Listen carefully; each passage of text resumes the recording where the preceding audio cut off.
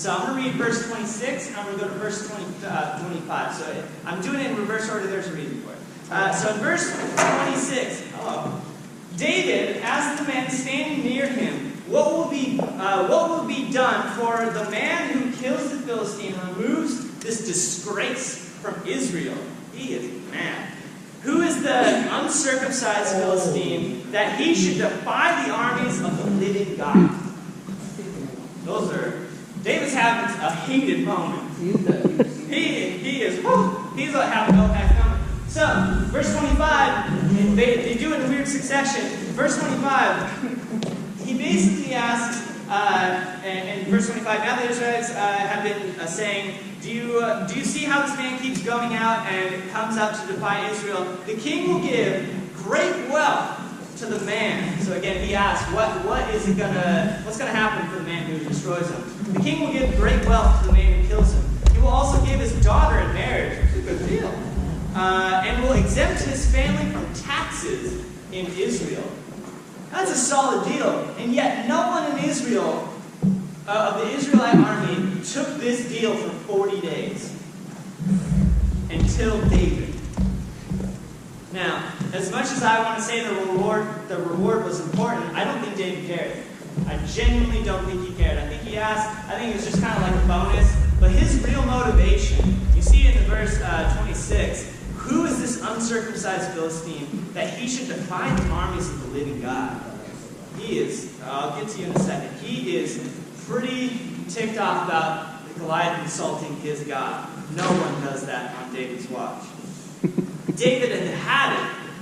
And I want to look right here in this moment. Again, we're talking about those moments that define us, that can catapult us towards what God wants us, or completely derail us from our journey with the Lord, with our inheritance that He's giving us. Right? And you got to understand this, David wasn't a soldier.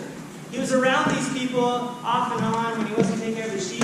So I would assume that he may know how to use a sword. It doesn't really say. But I would imagine that he's not trained in warfare, even if he was trained with a sword. I doubt he knows everything about warfare, whereas Goliath, it says he had been fighting the war since he was a youth. So this guy was A, humongo, and B, trained. So, here's the awesome thing that happens. And this is the moment I really want to zone in on. We're going to go verse 31 and 32. This is David basically having this moment where he's like, I'm making a decision. Verse 31, what David said was overheard and reported to Saul, and Saul sent for him. Verse 32, David said to Saul, let no one lose heart on account of the Philistine. Your servant will go and fight him. Imagine the moment where he decides, I'm going to take this up, I'm going to fight this dude, and I'm going to kill him. I find this surprising as a little person. I would take on basically another half of Steve stacked onto Steve. Oh God! Think of that. He's about 6'5", or he's like 6'3" or whatever he is. Just have his body, put another one on top of him, and that's how high Goliath is. This dude's massive, and then you got scrawny little me going, yeah, I'll do it. Probably won't inspire a whole lot of people to believe in me, now would you? Now again, the moment is incredible because David stands up immediately. The whole Israel army, the Israelites waited 40 days, and David saw it for 2 seconds. He was like, no, it ain't happening like this. It will not happen like this. I refuse. I refuse to have fear dictate my choices. I refuse to let fear dictate my future, and I do not want to have anyone doing this to my people. David saw it as wrong, and he was going to do something about it. So I have a question for you. Have you ever seen something that wasn't right? Yeah. Right? Pretty normal in our society. But really, have you seen something that isn't right? I would hopefully say that all of us have seen some minor occurrence of something that wasn't right. But have you seen something that really wasn't right? Some really hard things.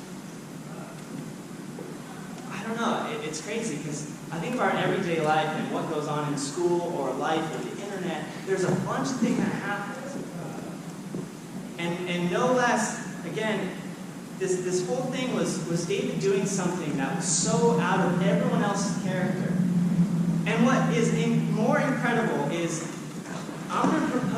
idea that no one would ever know anything different if David didn't say anything. No one would blame David for not even getting involved because he wasn't even in the army. So if David would have delivered the food to his brothers and goes, deuces, no one would have blamed him. And yet he didn't do that. He stepped up, didn't even think twice about it. Again, as we get ready to get in our groups, I want to quickly just bring it back to us. What this moment can mean for us.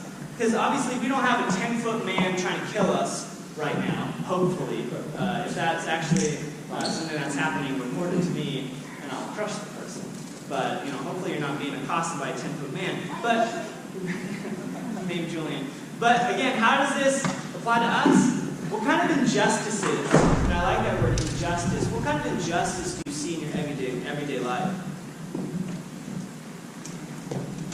What kind of moments do you choose to be just like the Israelites? I want you to be thinking about that. How have I been like the Israelites? Think about our schools. I know for me and for a lot of you guys, there's a lot of bullying happening. And I talk a lot about bullying because it's so huge. And it's not just in this country, it's all over the world. I've worked all over the world for a whole bunch of different schools, and there is an incredible amount of bullying. I see it here at T&T, I see it amplified, and it bums me out. What about minor league? What about Sunday morning or at T&T when someone new comes in and no one says anything to those people? They're brand new and no one says a word to them.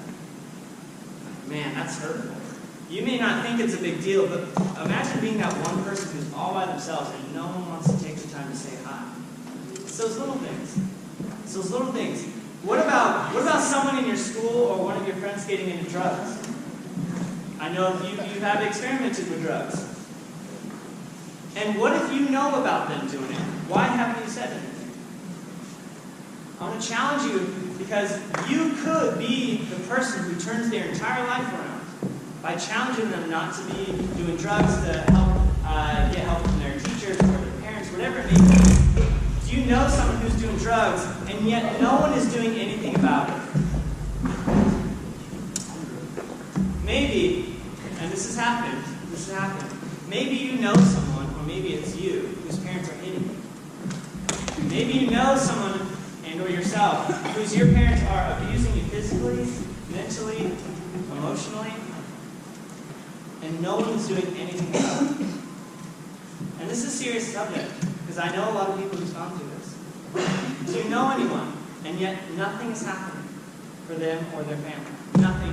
What if their mom is being hit? What if their dad is being hit? What if their mom or dad are alcoholics, and their whole family life is a mess, and nothing is happening about that situation? You know about it. You may feel like it's not your place, but I would suggest that maybe it is your place to help try and restore that, to tell someone who can help. Because obviously you're not going to go to the house and be like, don't hit my friend. That's probably not going to go over well. But you can tell someone, you can tell me, you can tell a teacher, you can tell your parents, whatever it may be, there's always help. But if you're not getting it, and if you're not going to someone to help, how is there ever going to be any change? I don't know. And quickly, I don't know if I have time to share kind of a personal story. I'll make it quick. I have a situation right now, and I'm just going to get really personal with you. I have a really kind of hard situation I have at my living situation. I live with 5 people. I'm one of 5. And I have a roommate who's pregnant. And unfortunately, she is doing a lot of drugs while she's pregnant. She's 5 months pregnant. She's doing a lot of drugs, and I don't know if you know anything about pregnancy, but whatever you put in your body, your baby has in its body. So she's doing heroin, she's doing marijuana, she's doing a dip, which is chewing your mouth. This kid is going to be so twisted and so messed up when it comes out because it has a bunch of drugs in its system that will affect it for the rest of its life. And no one is doing anything about it, and it tears me up inside because I'm the only one who cares. And the boyfriend is one of my best friends who lives with us as well. And I'm faced with a really hard decision because I need to do something about it. And yet I know if I do, I will ruin my friendship with my best friend. I know I will. But I cannot stand by and watch this happen. I have to do something about it. I cannot be like the Israelites. I have to be like David. I absolutely have to. Because this baby is basically, and the only person who cares in its life is me. And I have nothing to do with it. And so I need to do something about it, though, because I do know. I do know everything about it. And I'm going to leave you just before we go into our groups with this interesting verse that really shakes everything up. And I want you to focus on this, because if this doesn't shake you up, I don't know what will. Because for me it is. It's huge.